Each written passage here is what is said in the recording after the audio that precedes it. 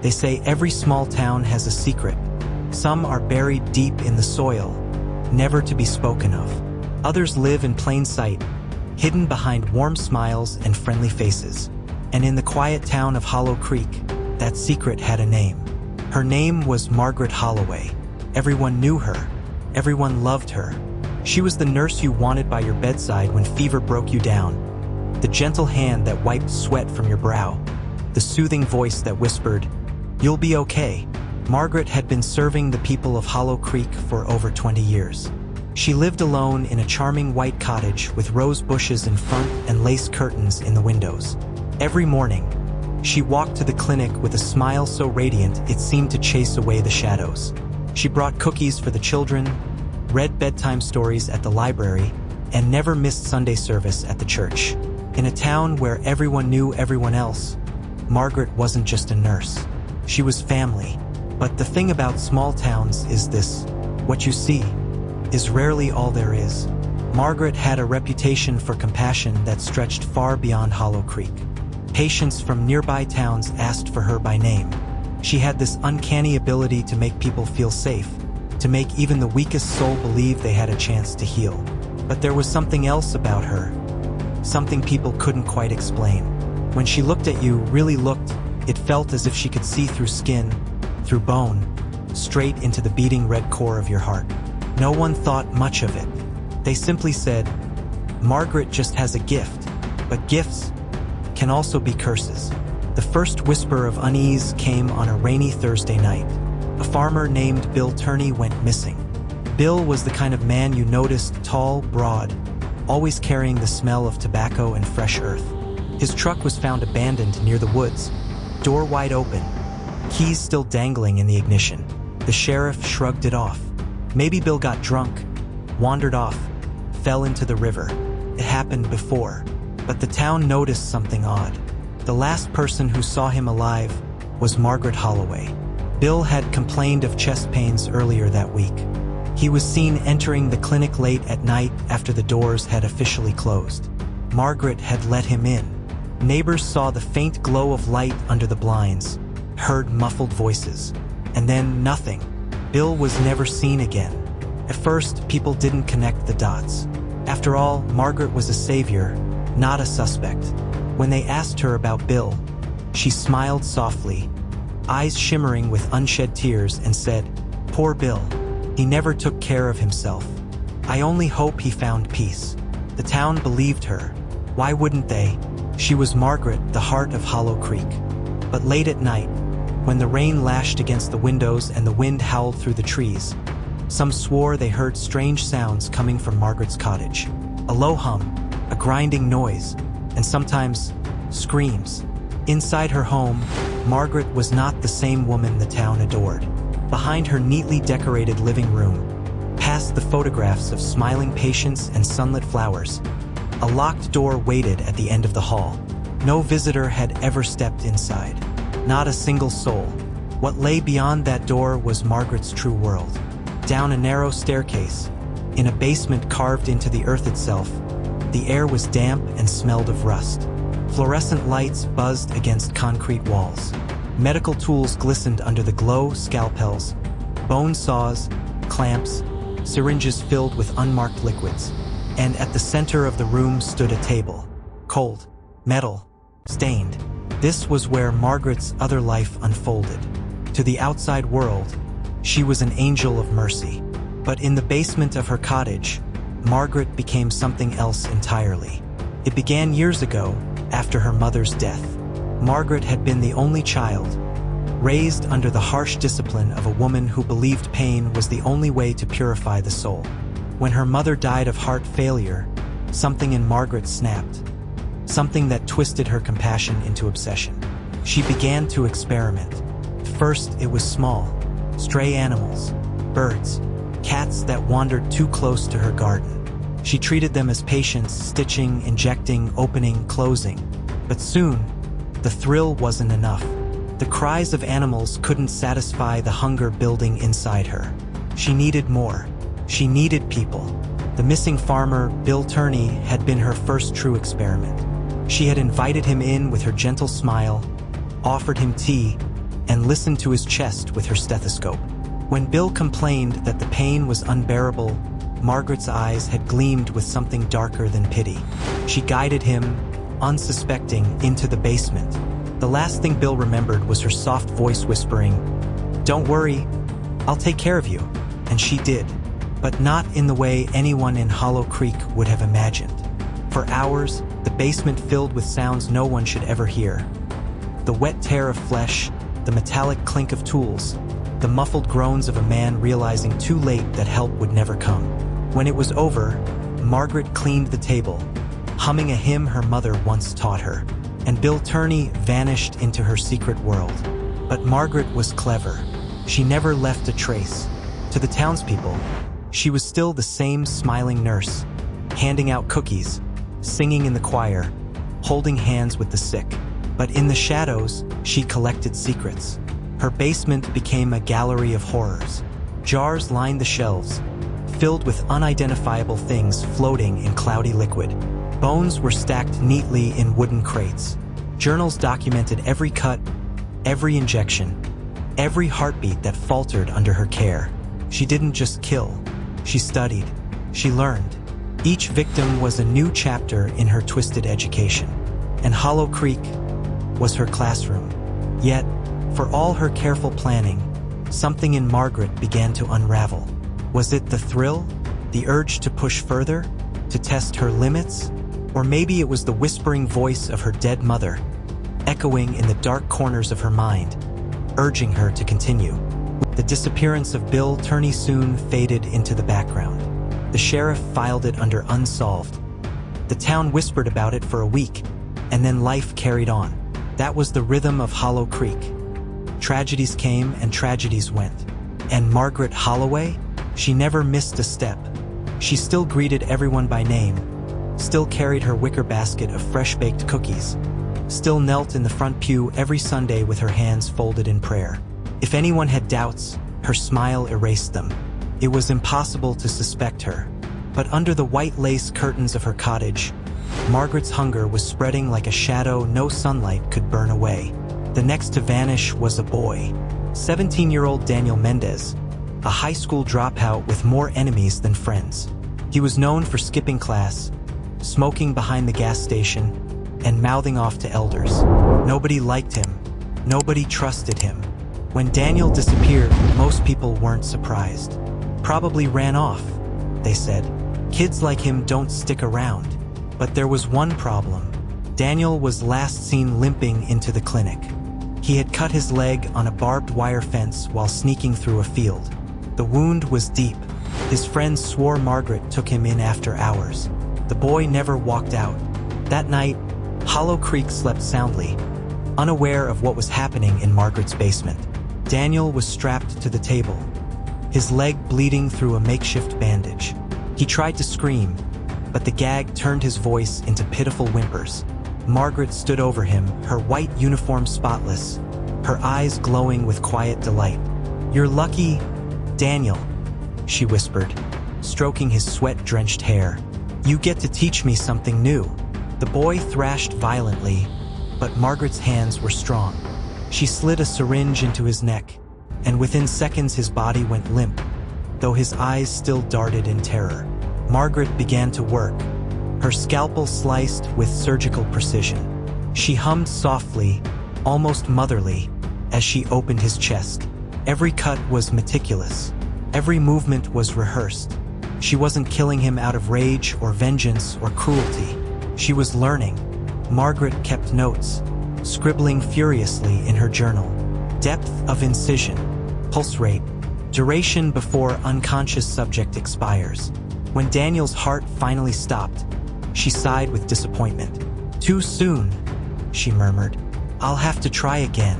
And just like that, Daniel Mendez was gone.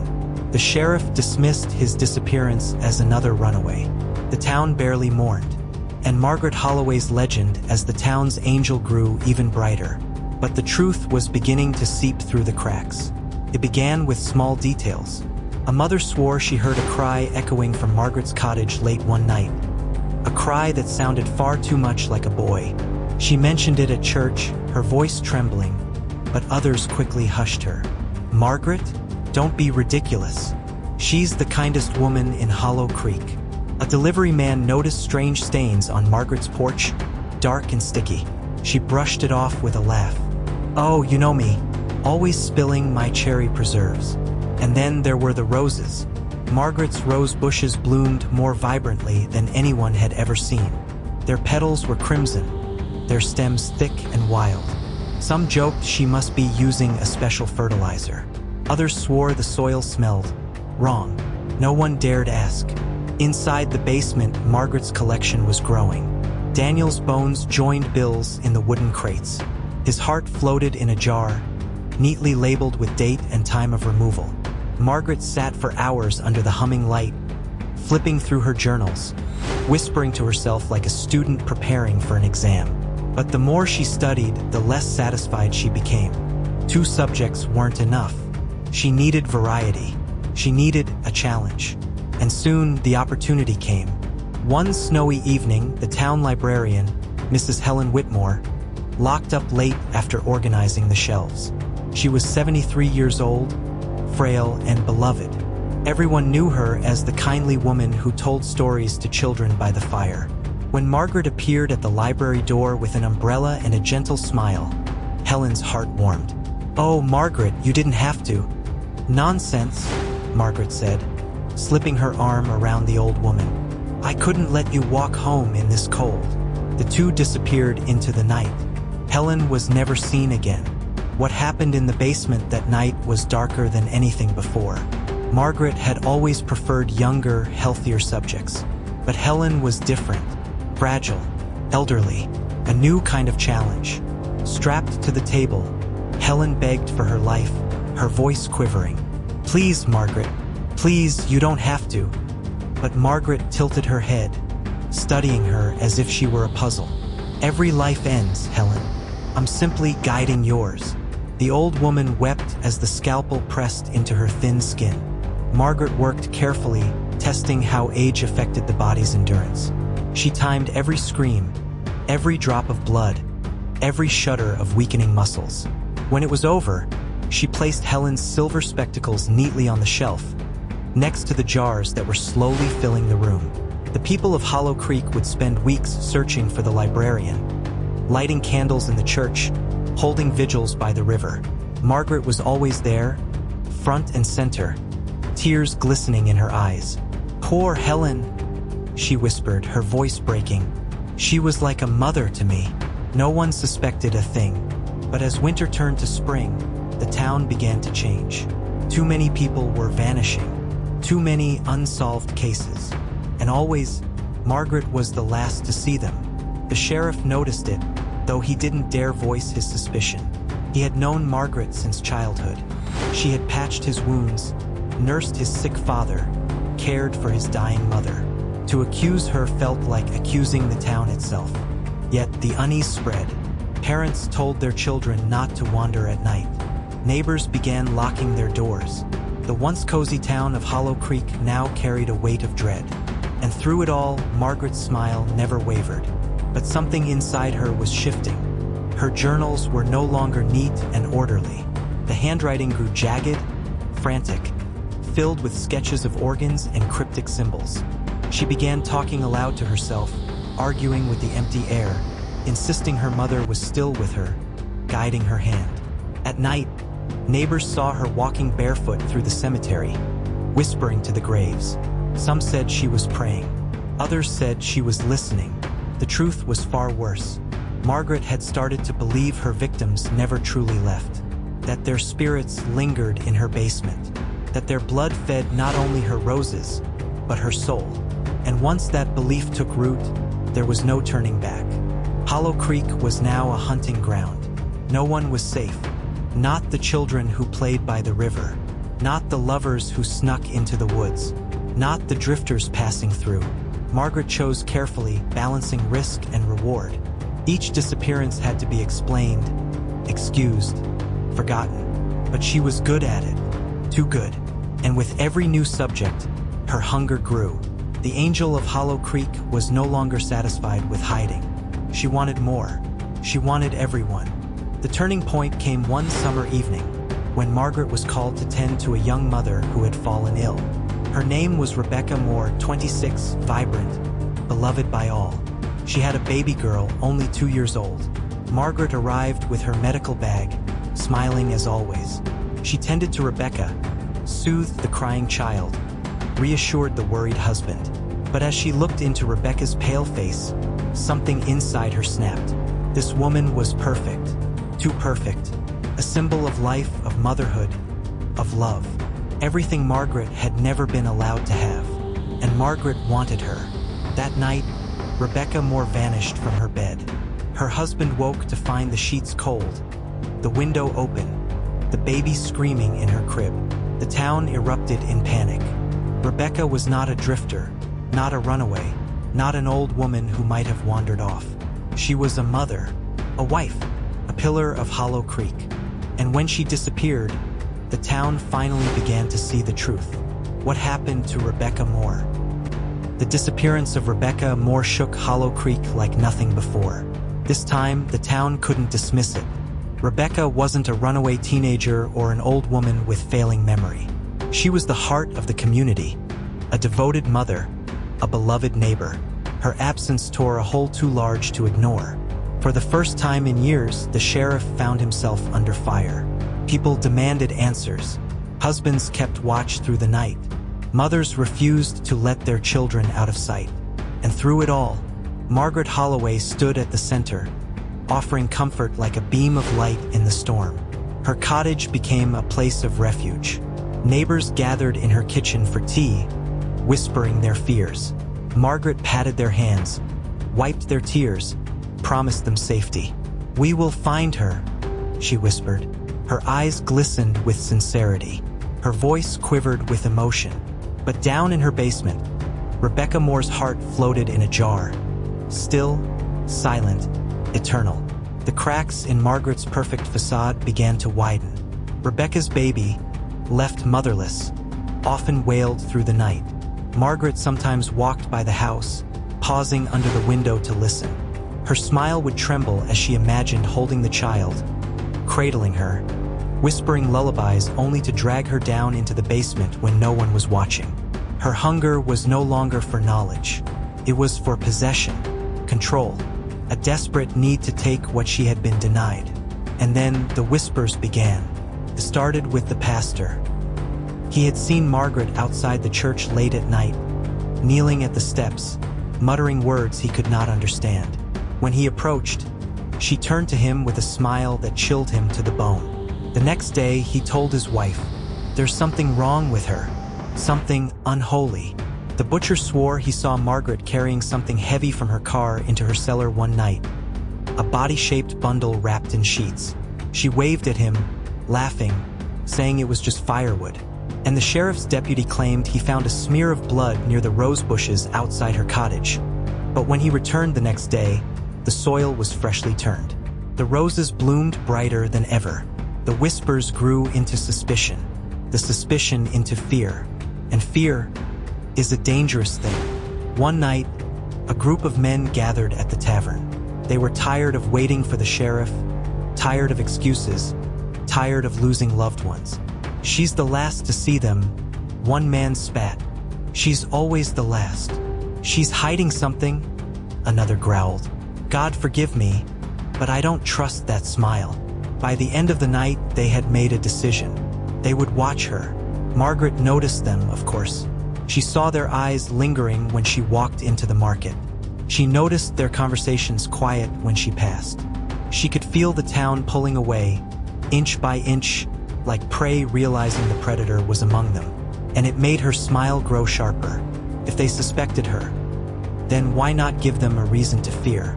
The next disappearance was brutal. A farmer named Henry Walsh. Strong, respected, the kind of man no one thought could vanish. He was last seen at the edge of his fields at dusk. His lantern was found flickering in the grass. His boots were discovered near the woods, but his body was never found. What the town didn't know was that Henry had put up a fight.